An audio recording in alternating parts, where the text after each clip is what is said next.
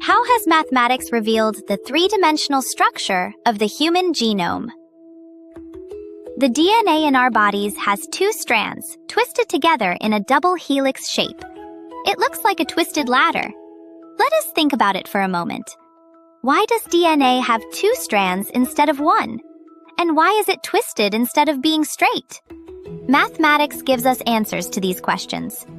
With two strands, even if one is damaged, DNA can use the other to restore the information, which makes it much safer. The helical shape also allows a large amount of information to fit efficiently into a small space.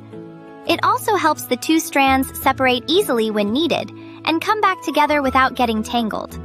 In other words, the shape of DNA is a very efficient and logical structure. Then how did people understand such a complex three-dimensional structure? It began with understanding a curve called a helix. Curves such as helices, circles, and ellipses have been studied for a long time. In ancient times, people built devices that used helices to lift water. During the Renaissance, a person named Durer carefully studied how to draw helices. These studies also helped improve technologies such as screws. Later, mathematicians studied vibrations and waves, which led to a deeper understanding of helices. They described how a string moves when it vibrates and studied how waves spread. During this process, a mathematical tool called the Bessel function was developed. This function explains how light or waves spread in round structures such as cylinders or helices. This leads to another important question. How can we understand very small structures that we cannot see directly? Scientists used X-rays to study materials and observed the diffraction motifs that appeared. These motifs are not just pictures.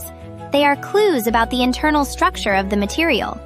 With mathematics, we can interpret these motifs and infer the hidden three-dimensional structure. This method was also used to reveal the structure of DNA. Franklin took X-ray images of DNA, and in images of wet DNA, clues of a helical shape could be seen. However, the images were very complex, so it was difficult to be certain. Watson, however, interpreted the image differently. He thought, "This is a structure with two strands twisted together," and began building a model with Crick. In a very short time, they completed the double helix structure of DNA. Why did Franklin and Watson interpret the X-ray image so differently? Crick had already studied physics and understood mathematically what kind of diffraction motif a helical structure would create. He could interpret the image not just as a picture, but as a mathematical signal. Today, even more advanced mathematics is used.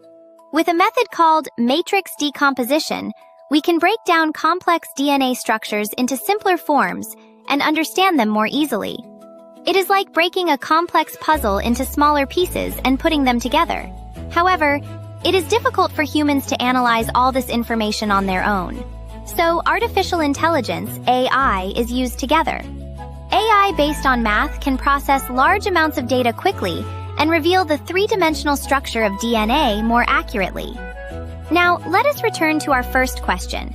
How can we understand the structure of DNA that we cannot even see? The answer is mathematics. Mathematics is a tool that helps us see what is invisible and make complex things simple. Perhaps DNA is saying this to us.